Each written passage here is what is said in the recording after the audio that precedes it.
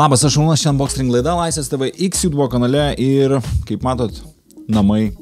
Klausimam ir atsakymam su kava ir Šarūnu. Noriu pasisveikinti iš namų, nes klausimai ir atsakymai dar kartą praėjo dar vienas mėnesis, gal net šiek tiek daugiau.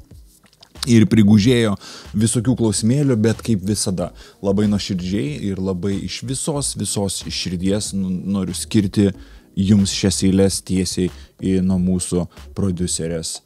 Mažas šarukas maudės karjerę, į vandenį laidas elektros panėrė. Tikriausiai berniukas elektros nemėgo, nes vandeniu tarsi šventasis nubėgo. Unbox@laisvės.tv, kur galite siūsti savo klausimus, siūsti pasiūlymus, kaip ir dabar šiuo metu čia yra, ir tikrai belė ką galim pasijuokti kartu, bus iš ko pasijuokti ir keli komentarai palikti ir YouTube ir Instagramo, tai ten irgi galite palikti ir mes į tai pabandysim sureaguoti. Tai va, kalbėjom apie Windowsus praeitą kartą, tai žmogus tiesiog klausė, kaip atsisiųsti nešiojamą kompo Windowsus, tai labai greitai tau noriu ir netgi gyvai čia parodyti, labai viskas paprasta.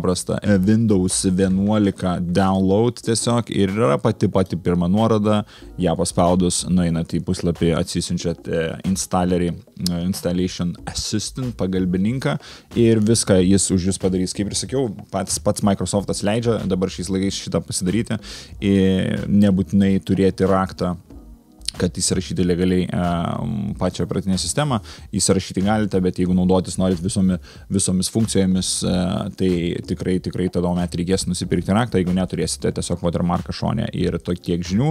Valdas klausė apie plug and play, atsimenat, saulės elektrinės, tokias darėm vietinės viduje ir klausė, ar daugiau negu 600 vatų galima pasijungti. Kiek mano atmintis neapgauna, pagal reglamentą daugiau negu 600 pats be leidimo pasidaryti namie tu negali. Galbūt kažkas pataisys, jeigu klystu, bet manos iki 600 vatų tu gali tiesiog nusipirkti, įsidėti ir tiek žinių su konverteriu kartu ir viskas veiks. Jeigu tu nori kažko daugiau, reikia jau kreiptis į institucijas, gauti leidimą ir projektą rašyti ir taip toliau. Kas užknisa, užtrunka, bet nemanau, kad neįmanoma padaryti šiais laikais tikrai, kai visi labai džiugiai priema šitas naujas inovacijas ir kad mes galėtume šiek tiek patausoti gamtukę. Važiuojam toliau.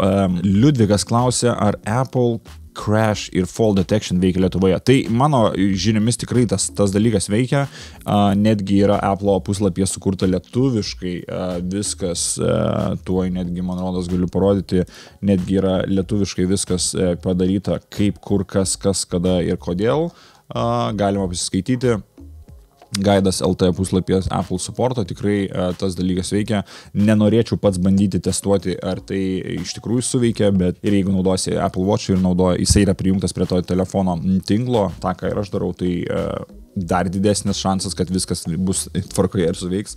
Tuo pačiu CarPlay'us, jeigu tą naudojas, irgi jisai susiriša ir didesnė tikimybė, kad tiksliau atpažins šitos dalykus. Tai mano žiniomis tikrai veikia. Mix for Everyone klausė dėl pulseto tokį įrenginio, kur stresą malšina, kur čia užsidėti ir aš dar atsimenu filmukę, sakiau, pasidalinkit, paklauskit kažko, jeigu įdomu, pasinaudosim ilgiau, bet nežinau, ar pajaučiau kažkokį pliusą iš to įrenginio, nes tiesiog visų pirma pamiršti reguliariai jį naudoti, bet teko kalbėti su žmonėmis, kurie truputėlį ramesnį gyvenimą gyvena, tie, kurie šeimoje gyvena, šeimos problemų kažkokių turi, tai šitas prietaisas tikrai padeda nusiraminti ir užmigti, ir tie, kurie gali sau leisti ilgiau pamiegoti, bet negali galbūt dėl streso užmigti, tai šitas dalykas tikrai padeda.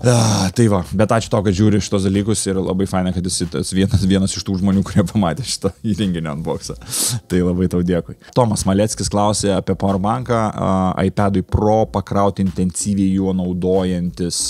Tai galima iPad'as Pro, tikėkime, kad čia nesvarbu apie kurį šneki, bet tarkim, jeigu tu kalbėtum apie 11, jeigu neklystu, tenai yra apie 7000 ar 800 mAh šitame prietaise ir standartinis įkroviklis, kuris gali eiti tenai, tai yra 33 vatų mažiukas, jeigu neklystu, bet jisai labai tvarkingai kraunas ir su Fast Charge 18 vatų iPhone'iniu pakrovėju, tai tas tikrai galima, tai aš čia tiesiog greitu būdu atrinkau vieną dalyką, kurį aš tikrai labai rekomenduočiau, bet be abejo jis yra žiauriai brangus, 180 eurų už tokį, bet pliusai yra jo tai, kad jisai turi 250 vatų išėjimą, tai tu gali ne tik tai iPadą kraut, bet ir kompą beveik bet kurį vienu metu išėjimų tiek, tai tu gali kelis įrenginius pakrauti vienu metu, tas pats MacBookas netgi pasikrautų, nu žodžiu, daug įrenginių vienu metu, bet tu susimoki gan nemažą kainą už šitą visą žaisliuką, 28, beveik 27,5 tūkstančio mAh, tikrai geras daiktas, Rankeris sertifikuotas ir Apple'as visą laiką keliauja su juo tikrai. Ir Belkino taipogi yra, tai toks pigesnis variantas, čianai 4 portų powerbankas, su kuriuo jisai atiduoda 20 vatų, bet to tikrai užteks kraunant iPadą Pro ir jo naudojantis, kad jį išlaikyti, bet mes čia turime, jeigu neklystu, 26 tūkstančius mAh, tai tikrai per akis, plus galima pakrauti ir kitus prietaisus pilnai su šituo dalyku. Man nereikia galbūt iPadą pakraudinėti, mano pagrindinis dalykas, ką kraunu, tai telefonas. Ir aš naudoju paprastos firmas, Deltako, švedų tokia firma, kur čia mes turime, man rodos, 20 tūkstančių mAh. Ir žodžiu, aš jo žiauriai esu patenkintas, negalvau, kad tokio negali sakyti trečiarūšio brendo, bet tokio nežinomesnio brendo daiktai gali kartais tarnauti ir šitie daiktai bent jau dėl to, kad duoda pilną garantiją visam laikui ir jeigu kažkas atsitinka, ar 5 metam netgi, tai kažkas atsitinka tikrai keičia ir jokių problemų kol kas su jo neturėjau. Dydis labai nedidelis, mažas, turime ekraniuką, kiek dar liko baterijos, toks labai paprastas, pats pasikrauna gerai, čia kažkokį testavom dabar telefoną su 100 vatų pakrovėjų, įkroviklio atsiprašau, ir žiauriai greit pakrovė patį visą šitą, tai priemais tą energiją ir atiduoda visai tvarkingai ir fast charge, žodžiu, jeigu kažko pigesnio reikia, tai galima žiūrėti tokį Deltako 20K, man rodos, taip ir įsivadinasi, bet kurioje parduotuvėje, tam pačiam to pat centre galima tą pasakyti. Tai toliau važiuojam. Šiaip buvo labai juokinga, kai paleidom Apple Vision Pro filmuką, po akiniais buvo keli, po to filmukų keli akiniai, komentarai geri, pavyzdžiui, ar zvonkai veiktų šitie akiniai. Žiauriai geras buvo, atsimenu, ant tūliko sėdėjau. Ir kitas buvo, kad Marius sako, žinau, kad prieš 15 metų Google akiniai tokie buvo, jo buvo, ir ar jie geresni. Ten visiškai kitoks principas buvo ir jeigu galite, nuvarykit pabandyti patys. Žinau, kad topo centruose Vilniuje, Kaune ir Klaipėdoje, jeigu neklystu, galima nuvaryti ir pabandyti, užsidėti ir pamatyti, kaip tas viskas atrodo.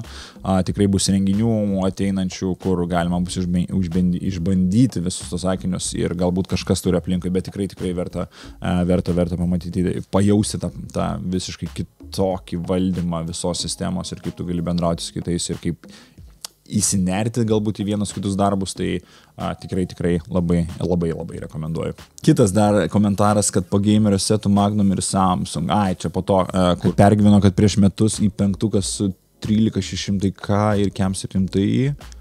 Jo, ir pagailėjo Magnumas, ir Magnumas pagailėjo Superio, jo. Tas tikrai yra ir būtent šiomis dienomis, man rodos, kad tas kompas, kuris buvo man atvežtas, buvo rinktas arba detalės buvo užsakytos šiek tiek anksčiau negu prieš CES, kur man rodos CES pristatė Consumer Electronics Show, CES yra, kur pristatė Nvidia savo naujas plokštės, tai čia tas gali tikrai būti. Ar dabar matant, kokios Superio kainos yra, ar ta kaina būtų dar labiau išaugusi, faktas, ar pagailėjo, stiprus žodis naudot pagailėjo, tiesiog galbūt tuo metu neturėjo, žodžiu, bet ir tada atsakėme tą klausimą, kad skirtumas apie 400, gali būti 500 eurų kompo, kuris yra surinktas kažkieno ir jeigu tas pačias detalės pasimtum ir pats susirinktum, tai yra tas skirtumas, pats gali viską padaryti ir pats savim pasiveiki ir paskui nekaltinsi pats savęs, jeigu kažkas bus blogai, tai jeigu gali panešti šitą naštą, tai galėsi panešti ir 400 ar 500 eurų savo kišenėje be jokių problemų. Tai va, ir vieną pabaigai, rašo mums. Kaip su jumis pradėti dirbti? Esu linksma, juokinga, moku džiuginti publiką, kartais išvaizdi. Puikus reklaminis veidas, skliausteliuose. Nekompleksuota, drąsi, svajonių moteris, darbšti, išradinga. Evelina dar kartą.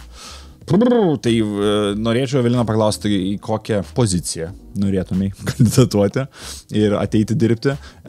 Ir būtent viską, ką tą išvardinai, tai mes jau turim keletą savo gretose būtent tokių moteriškių, bet vis laik moterių nebus per daug, tai gali daugiau pakomentuoti, gali parašyti po šito video komentaruose, o gali tiesiog parašyti laišką į tą patį unboxo ir drąsiau išpasakoti, ką norėtum nuveikti kartu. Tai visą laiką ieškome, nebūtinai čia, turime daug skirtingų veiklų, kur galbūt žmonės galėtų atrasti save, organizuojam renginius, organizuojam filmavimus, production house'as, žodžiu, daug dalykų, tai tikrai visi drąsiai galite rašyti, kas turit kažkokių pasiūlymų ir iš tos pusės, jeigu turit kažkokių idėjų, belė kokių idėjų, kurios galbūt patys vieni negalite gyvendinti, o norite, kad galbūt kažkas padėtų, tai kodėl ne šita platforma galėtų būti tai, o galbūt kažkokia kita platforma, galbūt Comic-Conas, galbūt nežinau. Tai tiek šiandien, tiek šiam kartui labai didelis dėkui, kad jūs nepamirštat ir vis rašot kiekvieną mėnesį